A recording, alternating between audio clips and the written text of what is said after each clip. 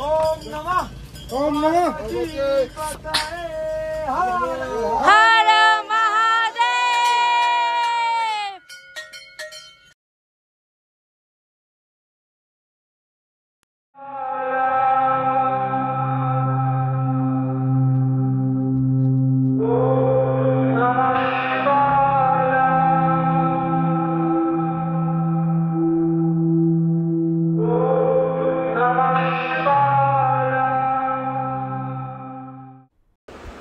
দেবভূমি উত্তরাখণ্ডের গাড়োয়াল হিমালয়ে আপনাদের স্বাগত।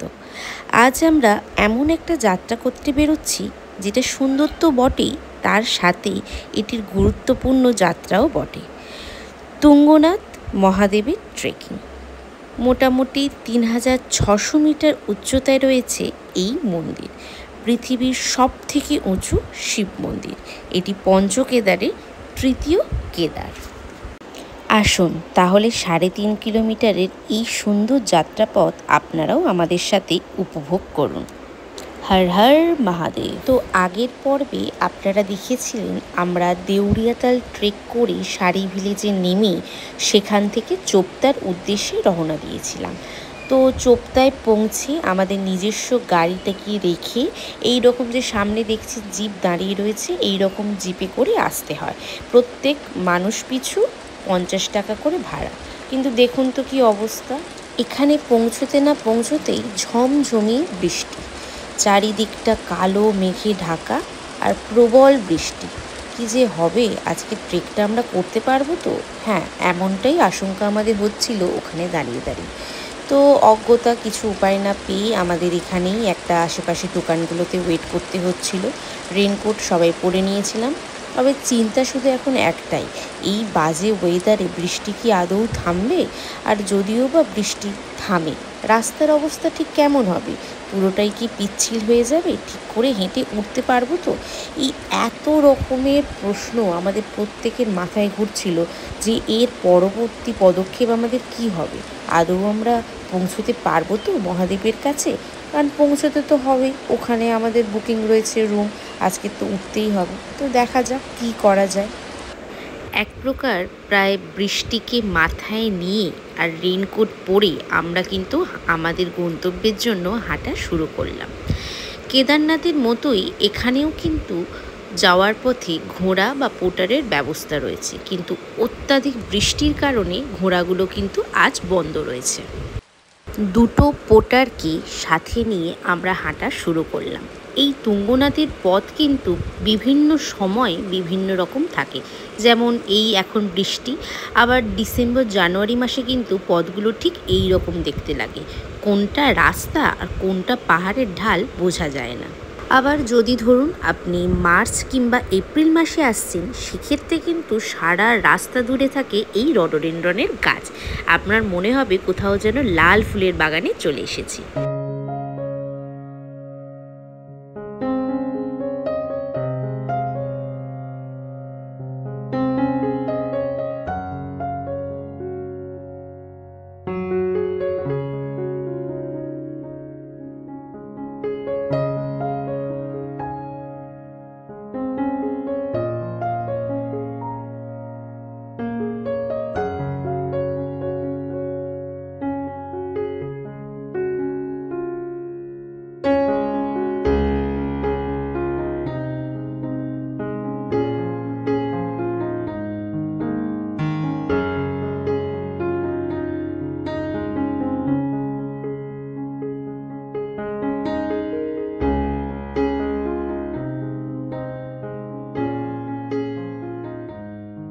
অর্ধেকের বেশি চলে আসার পর ফাইনালি বৃষ্টি থেমেছে।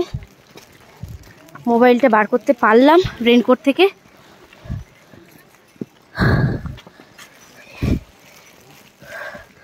অসাধারণ ভিউ, অসাধারণ।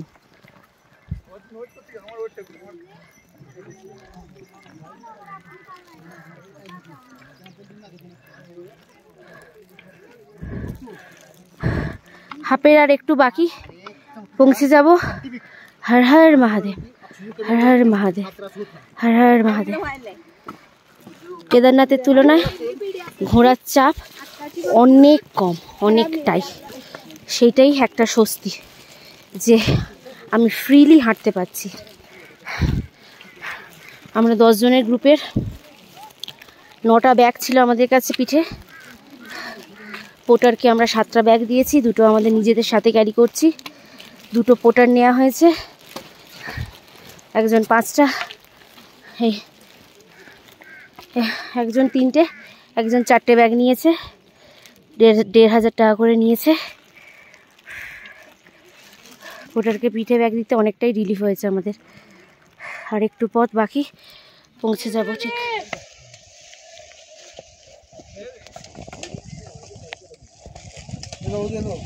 চলো।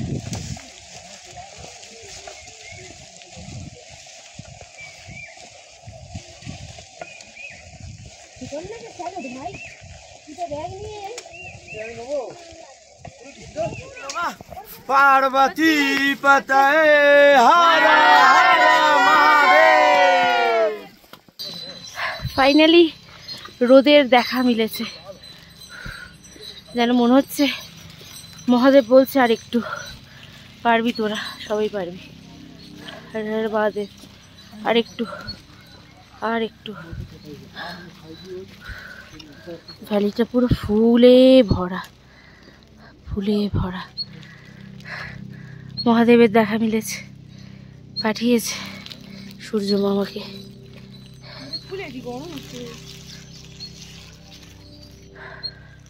প্রকৃতির কি অপরূপ সৌন্দর্য, তাই না? দেখে যেন চোখটা জুড়িয়ে যায়।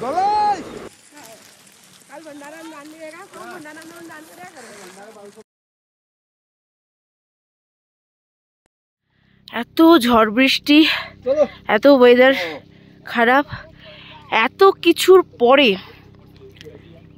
এই যে ভিউটা দেখতে পাচ্ছি, জীবন সার্থক, হাঁটা সার্থক, তুঙ্গনাথ আসা সার্থক। ওই যে হোয়াইট মতো দেখা যাচ্ছে দূরে, এটা ওখানে তুঙ্গনাথ। আর একটুখানি পেরে যাবো।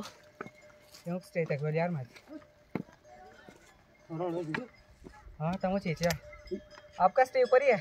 हाँ तो मंदिर आता मुझे नहीं मंदिर के वहीं पे ना नीचे ঋষি ভাই সেরা সেরা একটু তাকা উপরে। कौन तीर तो बोल ना तमो ফোনের দিকে একবার একটুখানি একটু তাকাও, हाथ देखा একটু এরকম করো, থামস আপ থামস আপ।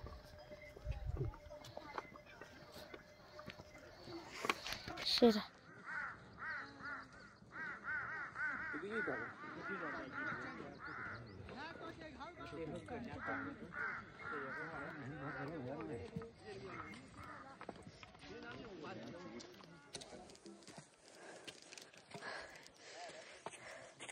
हर हर महादेव, हर हर महादेव।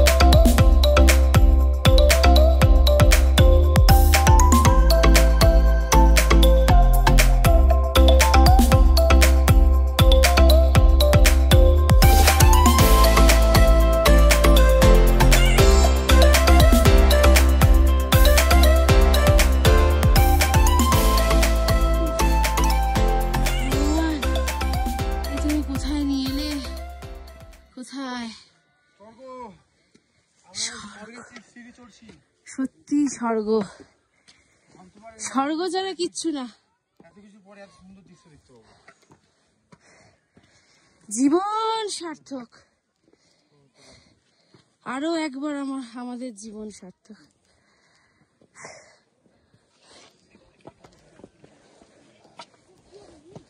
সবাই বলছে এসে গেছে, মন্দির নাকি দেখা যাচ্ছে। হইতে চূড়া।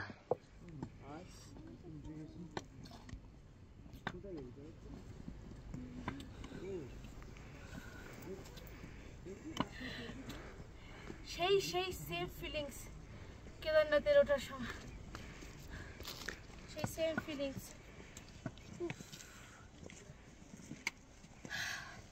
পেরেছি পেরেছি, হর হর মহাদেব।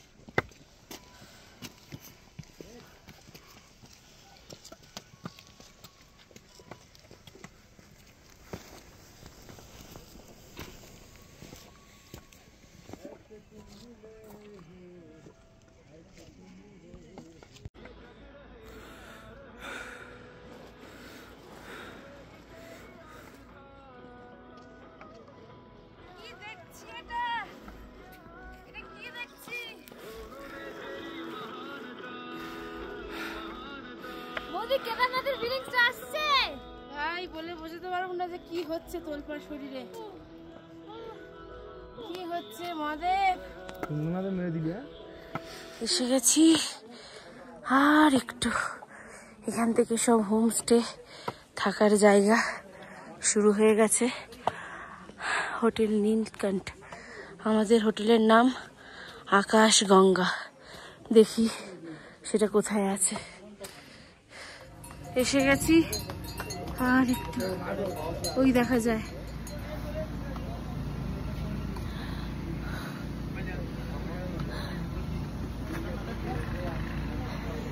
এসে গেছি আমাদের গন্তব্য, world highest Shiv temple. And look at this view.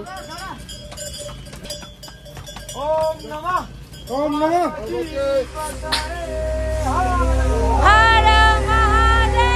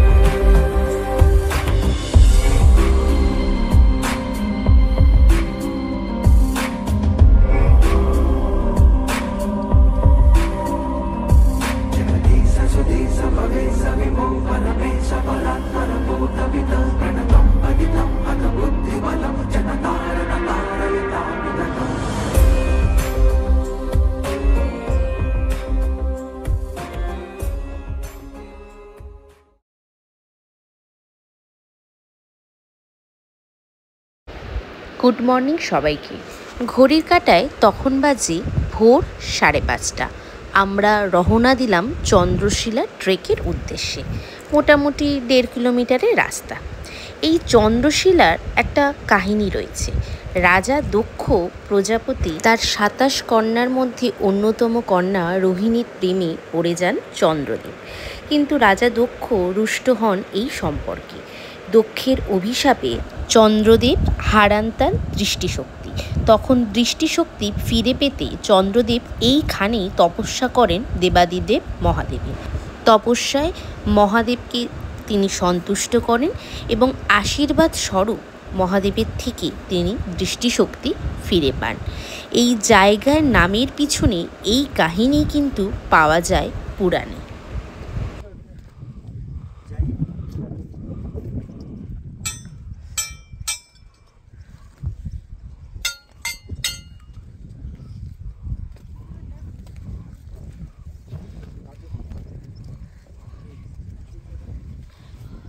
চলে এসেছি আমরা কোথায় এলি? চন্দ্রশিলাতে। এখন বাজে 6:30। 1 ঘন্টার মধ্যে আমরা চলে এসেছি। পুরো মেঘ, আমরা আছি মেঘেদের মধ্যে। ক্লিয়ার হচ্ছে weather. Good morning from Tungnath. সারা রাত এখানে আমরা ছিলাম, প্রায় -3-4 ডিগ্রি ছিল। গলার অবস্থা আমার একদম খারাপ। এখন 9টা বাজে। আমরা পুজো দিতে এসেছি মন্দিরে, সবাই প্রসাদ কিনেছি, পুজো দেব, দেন আমরা বেরিয়ে যাব। সকালে ভোরবেলা চন্দ্রশিলা যাওয়া হয়েছিল, প্রচণ্ড হাওয়া সেখানে, মানে অসম্ভব ঠান্ডা প্লাস হাওয়া। ফিরে এসে চা খেয়ে এখনই মন্দিরে পুজো দিতে আমরা এসেছি। পুজো দেওয়া আমাদের কমপ্লিট। শেষবারের মতো দু চোখ ভরে মন্দিরটাকে আমরা সবাই দর্শন করলাম। এবার আমাদের আস্তে আস্তে নিচে নেমে যাওয়ার পালা। বাবা, তুমি আবার ডাকলে আবারও ফিরে আসবো আমরা সবাই তোমার চরণে। আমাদের আশীর্বাদ করো, সবাইকে ভালো রেখো, সুস্থ সবল রেখো, এইটুকুই প্রার্থনা তোমার কাছে। বাজে ঘড়িতে এখন 11:53। তো আমরা রওনা দিলাম নিচে যাওয়ার উদ্দেশ্যে, মানে চোপতা। আমরা 2টো ঘোড়া নিয়েছি লাগেজগুলো শুধু নিয়ে যাওয়ার জন্য। এই একটা ঘোড়া লোড করা হচ্ছে।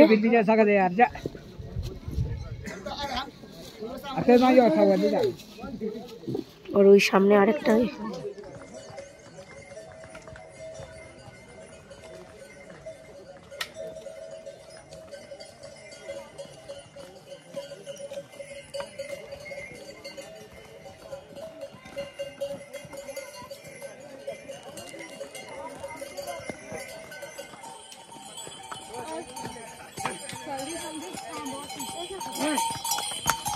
এখন বাজে 1:30। 12টায় আমরা হাঁটা শুরু করেছিলাম। এই ঘোড়ার উৎপাত। 12টায় হাঁটা শুরু করেছিলাম, এখন বাজে 1:30। মানে ওই 1 ঘন্টা 30 মিনিটই লেগেছে হাঁটতে। খুব একটা অসুবিধা হয়নি, ধীরে সুস্থেই হেঁটেছি। তো ওই দেখা যাচ্ছে।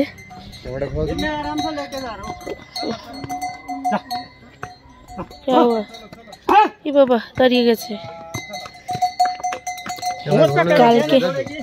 কালকের আমরা বৃষ্টিতে ভিজে মানে রেনকোট পরে গেছিলাম, তো মেঘলা ওয়েদার ছিল।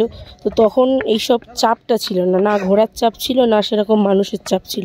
কিন্তু আজকে যেহেতু ওয়েদারটা ক্লিয়ার রয়েছে, তো সেক্ষেত্রে মানুষের চাপও বেড়েছে আর এই ঘোড়ার চাপও বেড়েছে। তুঙ্গনাথের মতো, এই কেদারনাথের মতো অতটা না হলেও তুঙ্গনাথেও কিন্তু বেশ ঘোড়া রয়েছে কম বেশি। তো এসে গেছি আমরা ঘোড়া স্ট্যান্ডের কাছে। আর যেসব ঘোড়াগুলোতে আমাদের লাগেজ ছিল সেগুলো নিচে বার করে নেওয়া হয়েছে। এবার এইগুলোর সাথে আমরা চলে যাব জিপ গাড়িতে চোপতা। ওখান থেকে আমাদের মেন যে গাড়ি রয়েছে সেই গাড়িতে আমরা চলে যাব উর্গাম ভ্যালি, যেটা চোপতা থেকে ডিস্টেন্স রয়েছে 104 কিলোমিটার। মোটামুটি 4 ঘন্টা সময় লাগবে। রাস্তায় আমরা লাঞ্চ করব, করে উর্গাম ভ্যালিতে আমাদের বুকিং রয়েছে অলরেডি। আমরা সেই হোটেলে যাব।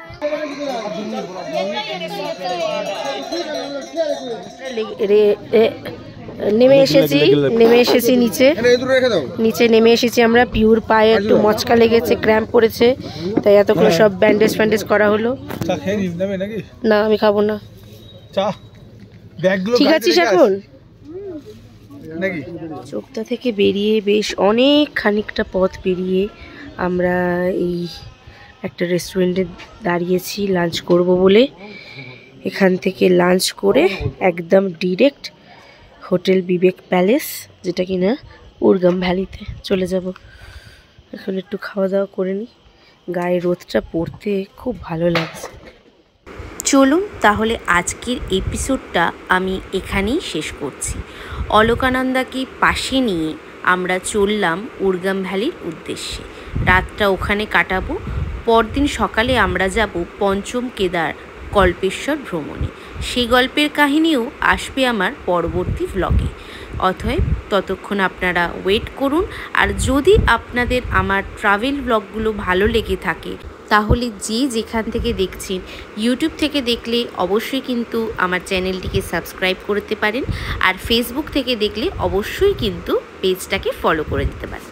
তাহলে ততক্ষণের জন্য টাটা।